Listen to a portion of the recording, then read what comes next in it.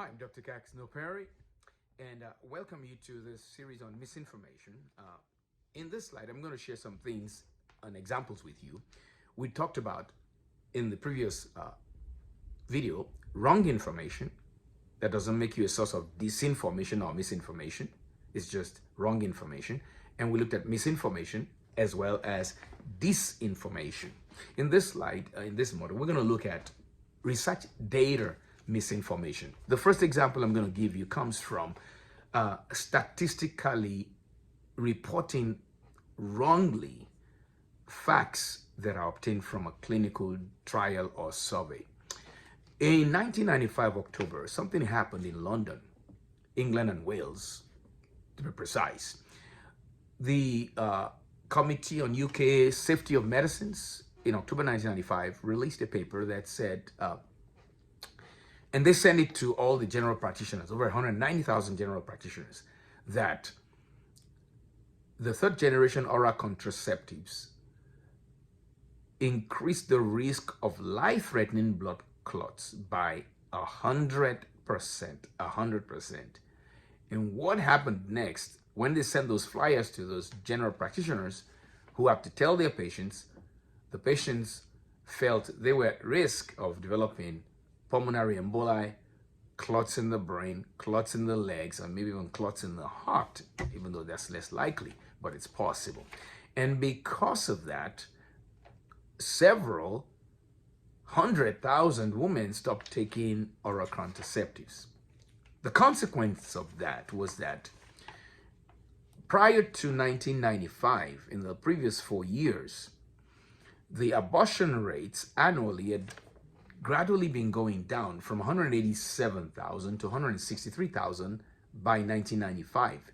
That was about an average 4,800 or 5,000 abortions less every year, sustained pretty much over a 5-year period until that announcement was made. Once that announcement was made, people stopped taking the oral contraceptive pills. The result, ladies and gentlemen, was that year, the previous year, the following year, 1995, after that, in 1996, there were not an extra 5,000 abortions, but 13,000 abortions. Almost the gain from 2.5 to 3 years was lost in 1 year, just because of the wrong information. And now what's this wrong information? What is 100%? You see, if a disease occurs in only 1 out of 1 million people, and it goes from 1 out of 1 million to 2 out of 1 million, that's 100%. But what's the actual real life number? It's 0.00001. That's a very low number, but you can tweak it and make it look like it's a very high number. So the incidence of life-threatening blood clots went from 1 in 7,000 to 2 in 7,000 that year that the paper, the information was sent out to those doctors.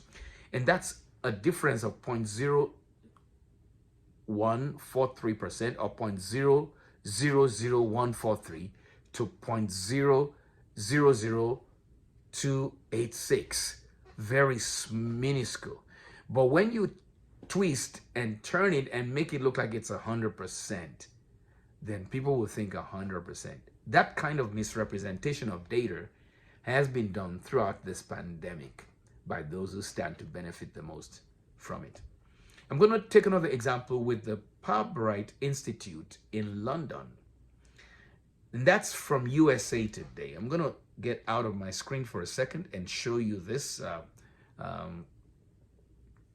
set of, and you're going to be really, really, really surprised. First, let's look at Bill and Melinda Gates Foundation, as well as the actual article from USA Today. If you can see my screen carefully, and I'm hoping I can adjust this so you can see the dates and everything. That's November. That's Matthew Brown, USA Today. And fact check.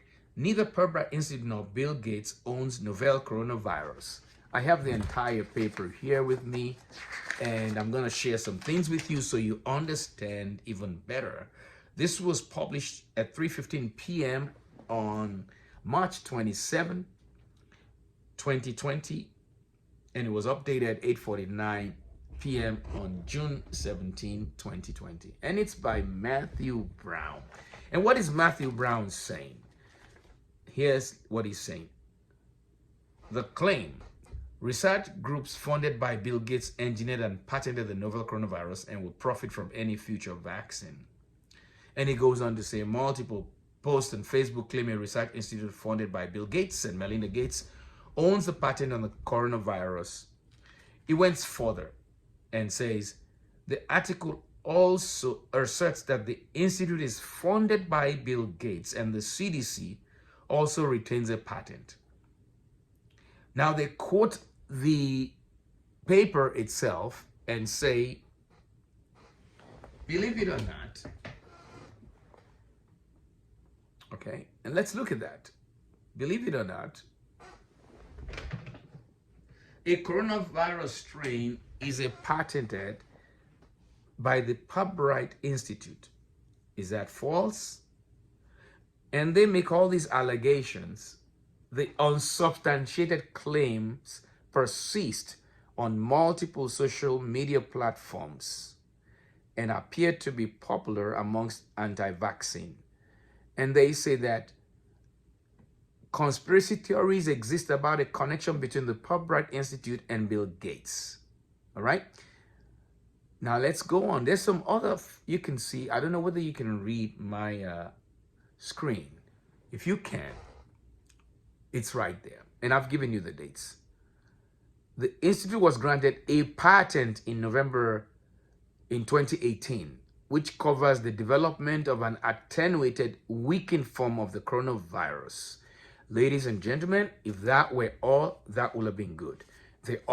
Matthew Brown also says that no publicly available patents for genetic sequencing of the SARS-CoV-2 virus have been issued anywhere in the world, and a possible vaccine isn't expected for possibly 12 to 18 months. Now, this was in March, and you know the vaccine was in clinical trials a few weeks later and was approved 9 months later and was authorized, rather. And finally, we rate this claim as false because it's not supported by our research. And guess what? Even more importantly, they say that the source of their information, ladies and gentlemen, is the Bill and Melinda Gates Foundation and the Pirbright Institute. That is beneath scientific reporting. You don't report like that. You don't just go to those places. You go to the patent office if you really want to do some research. And let me show you this. First of all, there are some things that need to be debunked here.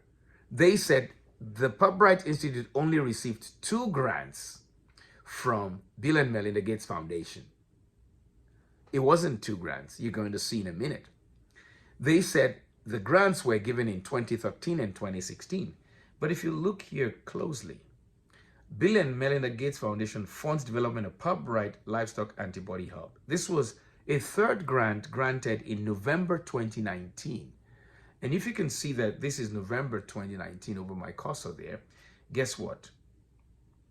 If they give them a grant in 2019, one in 2016, one in 2013, that's a total of 3 grants, not 2. So I'm going to go back to the slides here and show you some things. First, you will see for yourself whether this is misinformation, okay? USA Today, they say they may seek to patent a viral vaccine on its completion. A Bill Gates-backed pandemic simulation did not predict COVID-19. The ties between Pirbright Institute were passed. And guess what? These are the 3 patents. If you can see clearly, I hope you can see this very clearly on my website. There are 3 patents that were filed. 2 of them were for viruses with extended tissue tropism. And we're coming back to that in the next slide.